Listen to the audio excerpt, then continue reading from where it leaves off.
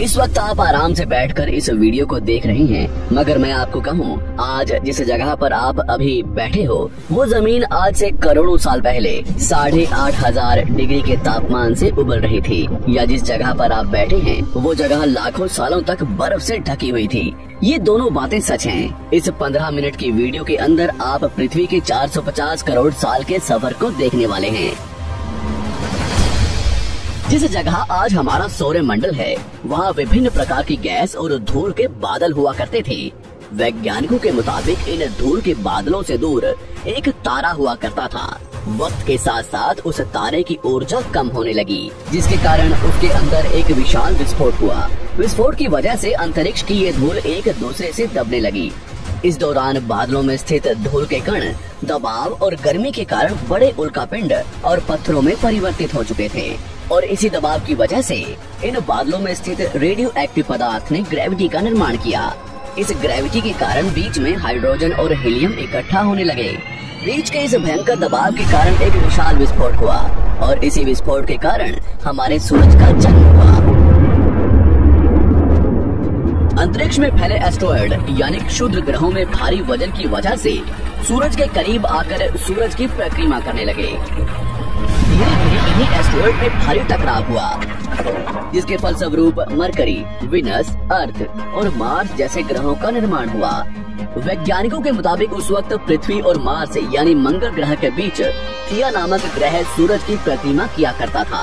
पृथ्वी पर ग्रेविटी होने की वजह से सूरज की परिक्रमा करने वाले एस्ट्रॉयड अब पृथ्वी की परिक्रमा करने लगे, और धीरे धीरे करोड़ों सालों तक ये पृथ्वी पर गिरते रहे। और ऐसी ही घटना हमारे पड़ोसी ग्रह थिया पर भी हो रही थी, जिसके कारण थिया पृथ्वी के और करीब आने लगा और आकर पृथ्वी से टकराया। इस भयंकर टकराव की वजह से पृथ्वी के हिस्से कणों के रूप में अंतरिक्ष में फैल गए और एक रेस की तरह पृथ्वी की परिक्रमा करने लगे। इन्हीं परिक्रमा करते हुए कणों में टकराव होने लगा, जिसके कारण हमारे चांद का निर्माण हुआ। उस वक्त पृथ्वी पर सिर्फ एक ही समुद्र हुआ करता था, और वो था 1900 डिग्री सेल्सियस के तापमान पर उबलते हुए लावे का। उबल रही थी वो सारी चीजें जिसे आज आप अलग अलग नाम से जानते हैं।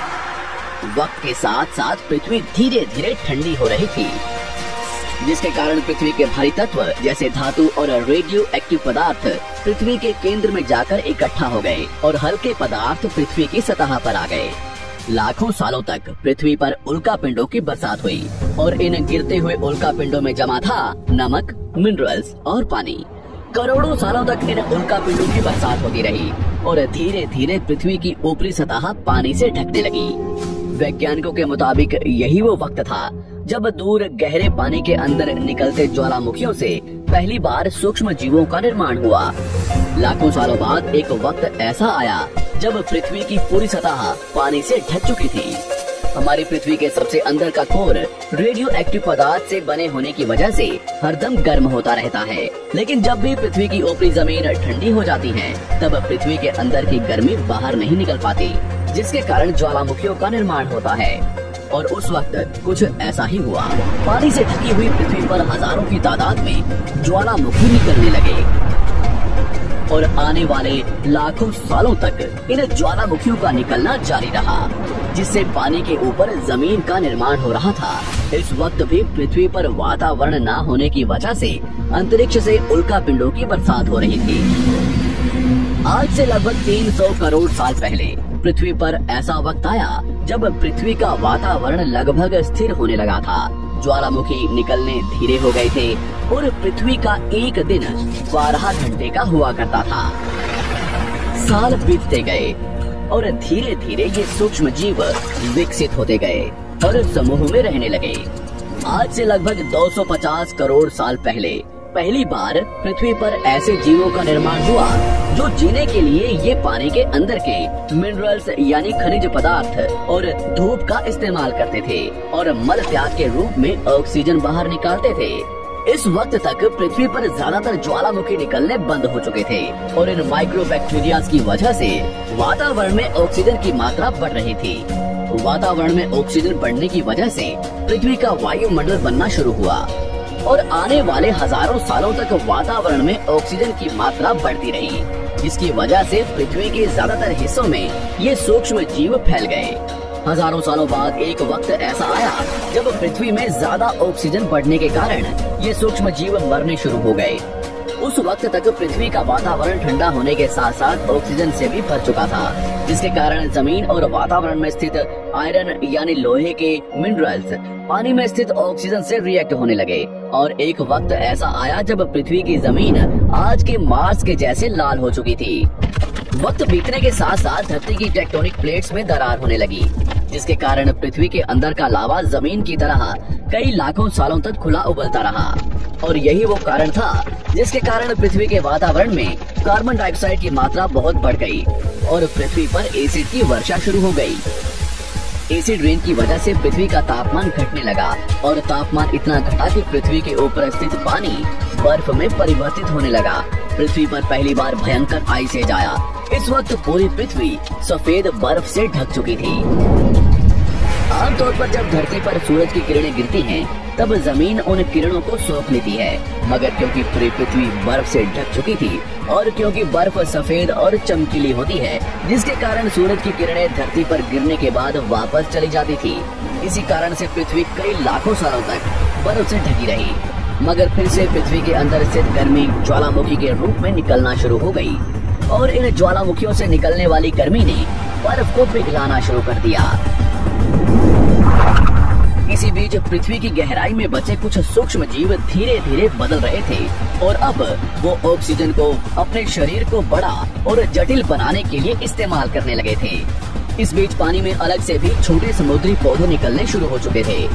बाहर जैसे जैसे ज्वालामुखी निकल रहे थे, वैसे वैसे वातावरण कार्बन डाइऑक्साइड की वजह से गर्म हो रहा था।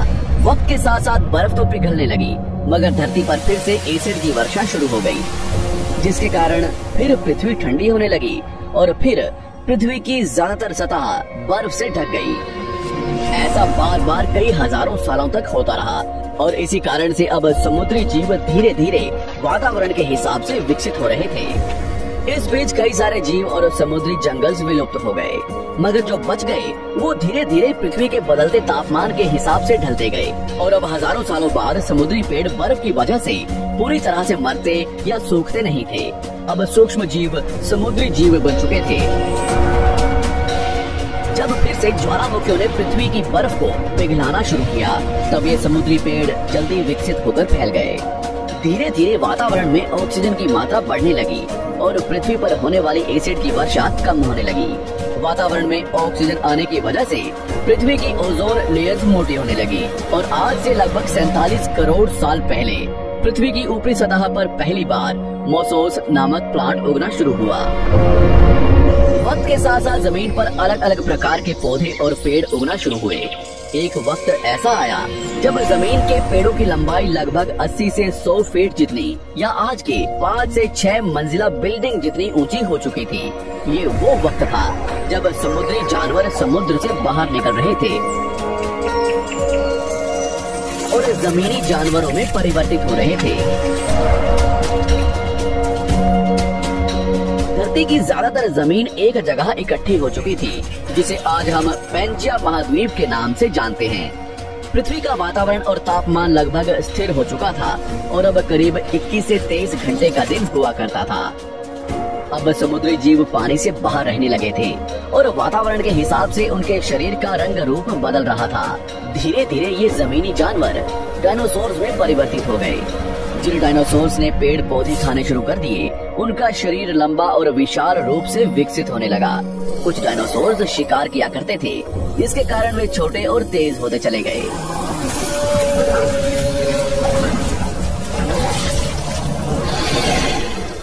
पृथ्वी की ऊपरी जमीन एक जगह इकट्ठी होने के कारण ज्यादातर जमीन रेगिस्तान और बंजर हो चुकी थी। ज्यादातर जंगल समुद्र के करीब हुआ करते थे, जिसमें डायनासोर्स रहा करते थे। आज से लगभग 20 करोड़ साल पहले पैंजिया महाद्वीप टूटना शुरू हो गया। पैंजिया के विभाजित होने की वजह से पृथ्वी की ज्यादातर ऊपरी जमीन पानी के संपर्क में आने लगी, जिसके फलस्वरूप पृथ्वी पर हरियाली बढ़ती गई, जिस वजह से डायनासोर्स और ज्यादा विभिन्न और विशाल होते चले गए। डायनासोर्स ने आने वाले लगभग 20 से 30 करोड़ सालों तक पृथ्वी पर राज किया। उस वक्त डायनासोर्स समुद्र से लेकर जमीन और आसमान तक पूरी पृथ्वी पर राज किया करते थे। इस दौरान अफ्रीका से टूटा भारत सीधे आकर आज के तिब्बत से टकराया और इस टकराव की वजह से हिमालय का निर्माण हुआ। आज से लगभग 6.5 करोड़ साल पहले पृथ्वी की तरफ आज के माउंट एवरेस्ट से भी बड़ा लगभग 4.5 लाख करोड़ किलो जितना वजनीय और धीरे उनके शरीर का रंग रूप वहाँ के मौसम के हिसाब से बदलता गया। वक्त के साथ साथ हम आदिवासी बने, हमने हथियारों से लेकर आग का आविष्कार किया, हम धीरे धीरे इंसान के रूप में विकसित हुए। हमने धर्म से लेकर परिवार, भाषा और संस्कृति का निर्माण किया और वक्त के साथ साथ हम विकसित होते चले गए और आज हम इस पृथ्वी की सबसे विकसित प्रजाति बन चुके हैं। पृथ्वी को आज के जैसे बनने में लगभग 450 करोड़ साल का वक्त लगा है और हमें एक छोटे जमीन में रहने वाले जानवर से इंसान बनने में कई लाखों सालों का। मगर हमने इन 100 सालों में जितना पृथ्वी को गंदा और तबाह किया है उतना आज तक किसी भी प्रजाति ने नहीं किया होगा। हम फिर से धरती को गर्म कर रहे हैं और कार्बन डाइऑक्साइड की मात्रा बढ़ा रहे हैं। वैज्ञानिकों का मानना है कि पृथ्वी पर फिर से विशाल परिवर्तन होने वाला है। भविष्य में पृथ्वी कैसी होगी जानेंगे हमारी अगली वीडियो में।